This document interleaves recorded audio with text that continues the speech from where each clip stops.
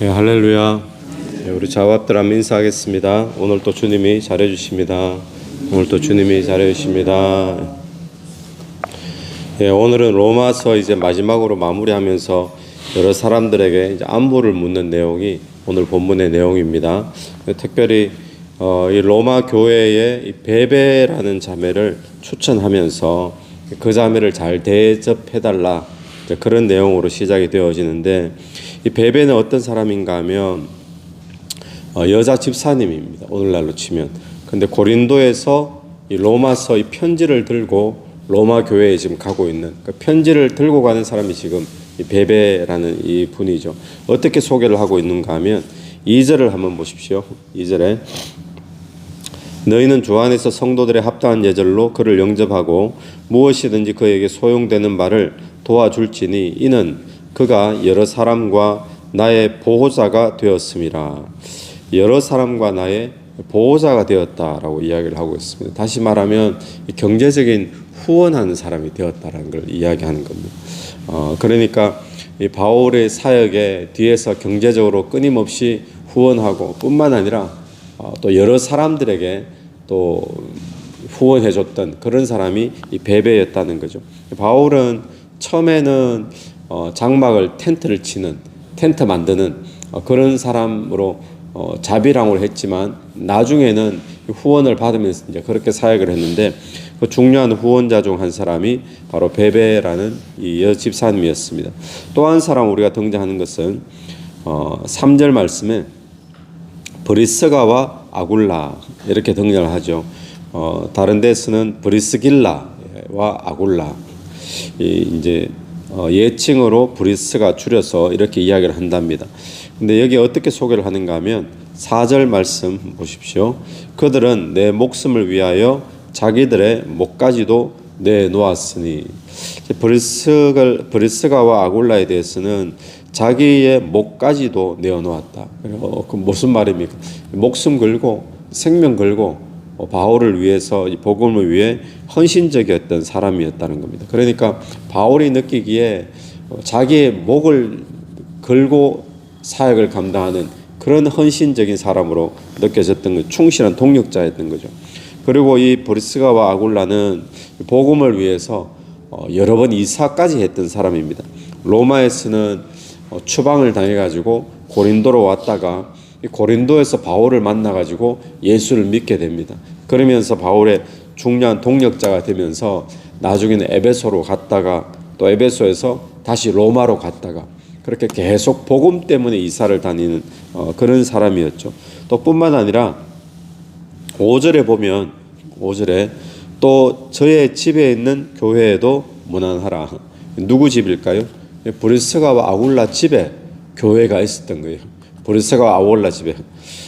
이 브리스가와 아굴라 집 속에 그때 당시의 교회는 전부 가정교회였다 그랬죠. 어떤 오늘날처럼 예배당 건물이 있고 이런 교회가 아니라 가정에서 예배를 드렸는데, 이 브리스가와 아굴라가 자기의 가정을 오픈을 해가지고 거기에 교회가 있었다라고 이야기를 하는 겁니다. 자, 오늘 대표적으로 베베가 나오고 이 브리스가와 아굴라가 나오는데, 그런데 오늘 이 16장에 들어오면서 로마서를 마무리하면서 계속 등장하는 단어가 어떤 단어인가 하면 마태복음 1장을 보면 계속 등장하는 게 뭡니까? 마태복음 신약성경 펴자마자 누구는 누구를 낳고 누구를 낳고 누구를 낳고. 근데 오늘 16장을 보면 계속 안부를 전해라, 안부를 묻고 계속 안부를 묻는 것이 등장하죠. 문안해라, 문안해라, 문안해라, 이런 말이 등장을 합니다. 근데 여기서 우리가 한 가지 보는 것은 베베도 마찬가지고 브리스가 아굴라도 마찬가지고 바울에게 동력자가 있었다는 거예요. 동력자.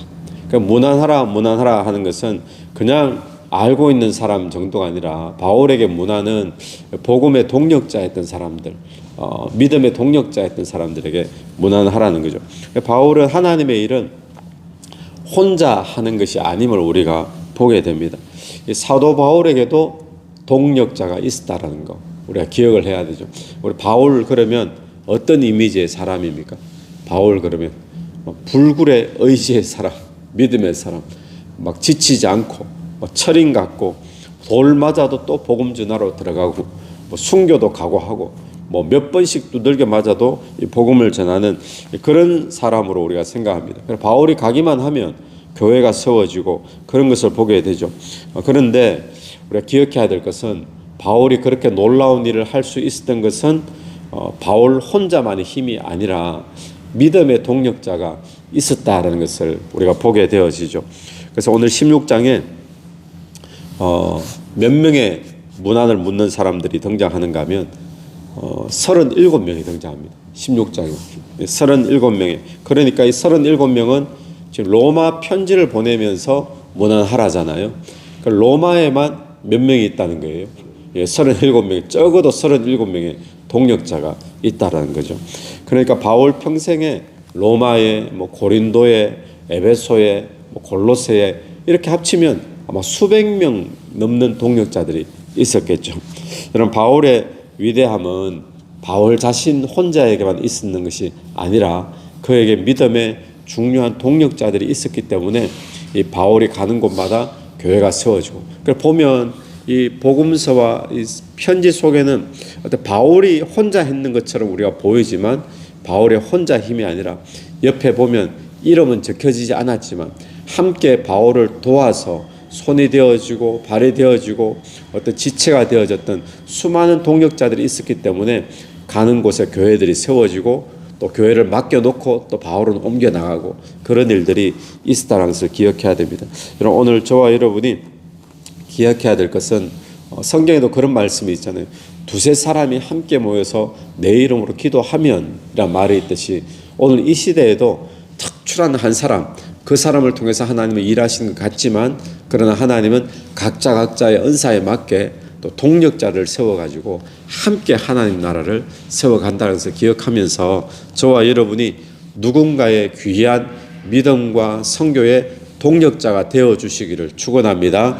뿐만 아니라 내가 주의 사역하는데 또 다른 사람들이 동력자가 되어줄 겁니다.